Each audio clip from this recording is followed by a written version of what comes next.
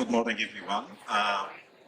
So what I would like to talk to you about it today is to share with you some work we are doing at the Bureau of Meteorology with the World Meteorological Organization about developing an assessment manual code, which will be as an educated manual that can help any water manager or hydrologist to conduct a water resource assessment.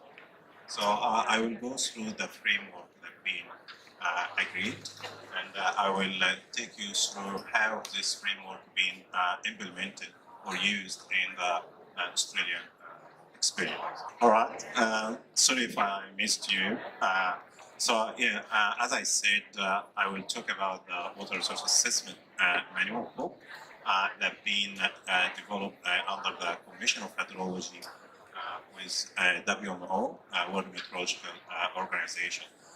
For who doesn't know, like Commission of Hydrology, it's an advisory board with WMO to work on different aspects of water data and information, and also develop some manuals that become as a uniform and a common practice. So the reason for WMO initiate that work was actually to look at understanding climate. It's not a factor anymore, it's actually a change. And this, of course, has some impact on the water resource availability. And many countries need to conduct an assessment, even at the river basin or a catchment level or a region level.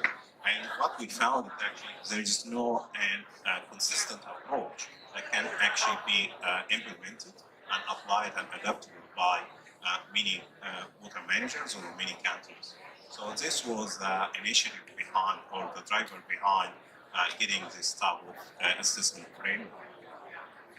So just from the Australian experience, just to reflect on the consistent approach. So we have a long history in the assessment, and we started the first assessment on 1963.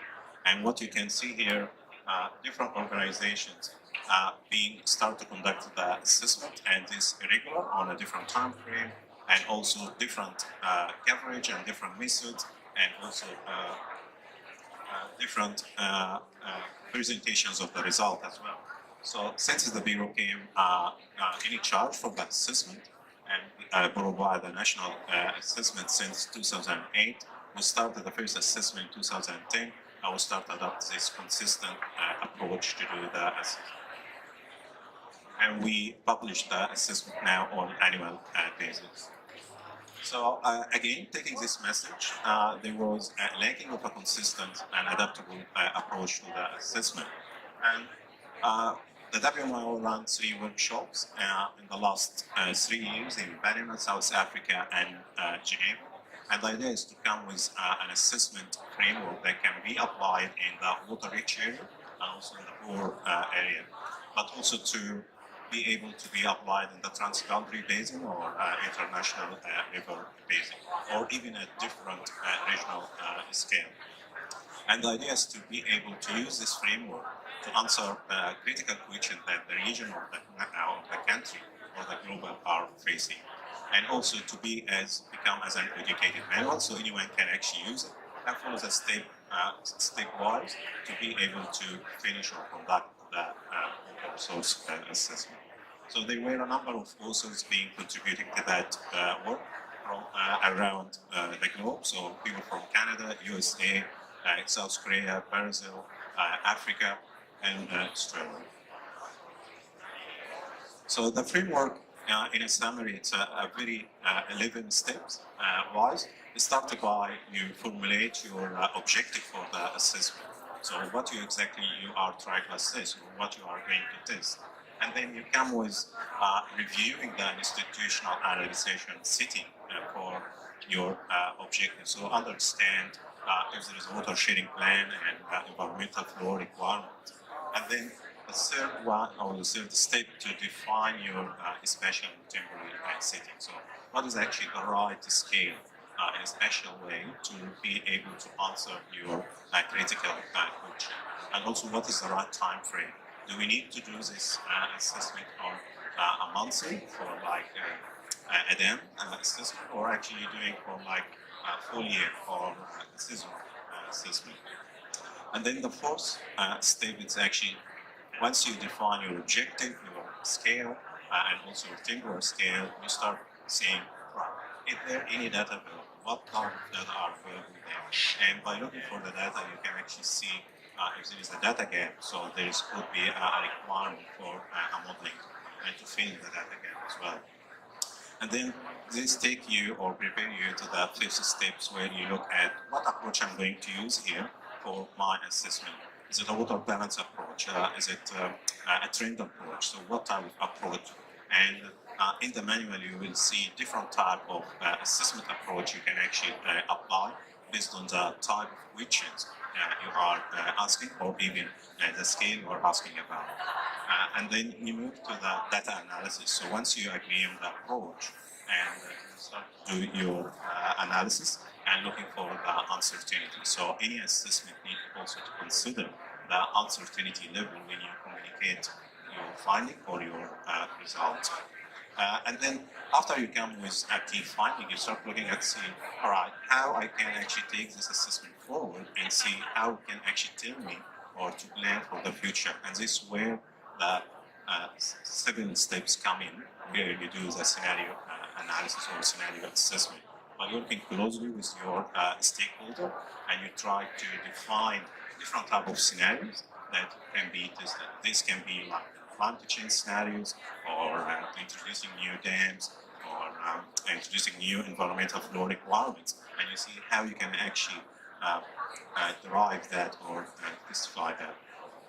And then you come after that with the step number 8, where you visualize and you interpret your final result from the scenario as well. So what type of tool you can use for visualizing and communicating the result? And this can go through different type of tools like GIS or mapping or normal Excel, which is very suitable and available for any developing countries. And also, once you do that, you start to communicate your key finding, how you can actually summarize your key finding and get to the key message that you can actually communicate. And then in step 10, you go for recommendations. And then after that, you publish your assessment, so to go for a wider audience. So what I'm going to take you through now, through those 11 steps in the way the Australian experience conduct the assessment. But before I do that, it's again just to reflect here on the scale you decide, or the regional scale you decide about how you're going to conduct the assessment. It actually raises different type of questions and suitability to answer some type of question. So if you go for global or continental or regional, this can be like a water availability assessment. If you go to drainage division, basin, or catchment, this can come to like water resource planning questions type. And then you move further down to downscale, like to sub-catchment or river ridge or dam or stations, and this can come to like a water quality type of question that need to be assessed. So just to, in a very brief to talk about the Australian water resource assessment experience.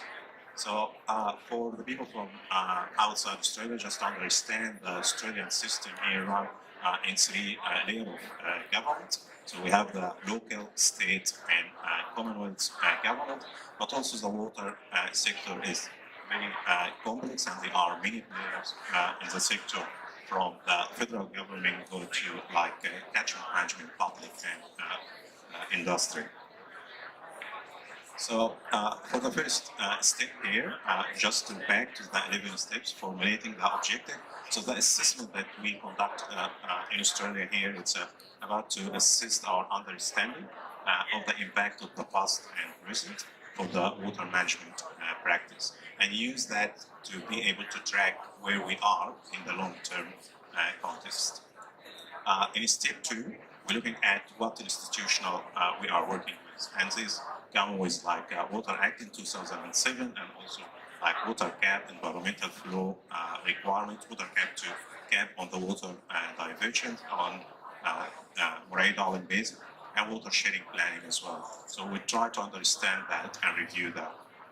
In step 3, for the spatial and temporal configuration, so we conduct the water resource assessment at the continental scale, but also we drill down to like a drainage division. So the Australia has 13 drainage division regions based on the hydrology, and also look at different regions, but also at the system as well. And this can be surface water system, or urban system, or groundwater system.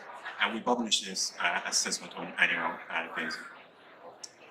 The fourth step for data availability. So the Bureau under the Water Act has mandate to collect data, and we're working with over 200 organizations to collect different type of data through like stream flow, surface water, groundwater, urban water supply allocation, and also water quality data. For step 5, to see what type of approach can be suitable to answer our question, where we need to track our water resources status. So we come with an agreement on to use the water balance approach, where we look at 4 types of storage that actually can give us the water in the landscape, how the water infiltrate to the groundwater, how water go to the runoff, and then how it's being distributed within the irrigation and urban system. And of course, data is not available. There is a gap in the data, and this is where the modeling come in the image to be able to fill the gap in the data. So we have an Australian continental water balance modeling system, where we look to track the water from the rainfall through the landscape to the groundwater, to runoff, and also to inflow to the river, and how the water routing through the rivers and become distributed to the urban and irrigation area. For step 6, when we look at the data analysis and also the uncertainty. So we do different type of analysis to be able to conduct the assessment, and this comes through national and regional analysis, time series analysis, trend analysis, mapping, and also different time scale like monthly and annual graded analysis as well. I will not go through that, but this is like the output of the modeling system, where you can actually see how much water you have received through the precipitations, through the transpiration, to the runoff, and soil moisture. And also we can also report on the water balance, for the water balance in the urban sector, where you can actually track the source of water and how the water being distributed or used, and also to see how much wastewater being reduced or collected, and how much being recycled. For step number 7, which is a scenario development, so this is not happening at the Bureau, because the role for the Bureau is actually to provide the information and make this information available for water managers, where they can actually take this information and do their scenario analysis.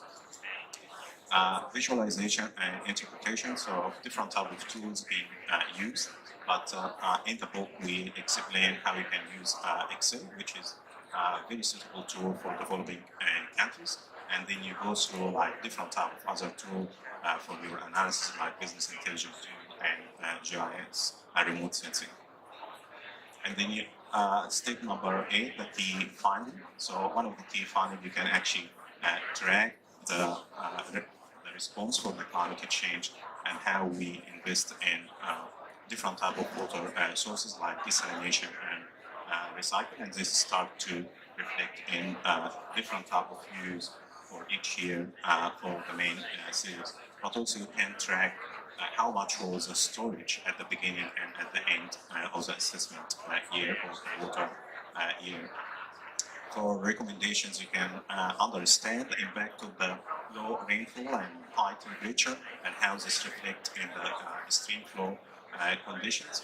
Also, you can see the water market play a big role in satisfying the demand and help with the water allocations, and also the use within the urban or major urban centers, and how we can actually answer the question of the water security, how we are secure to provide water for our cities.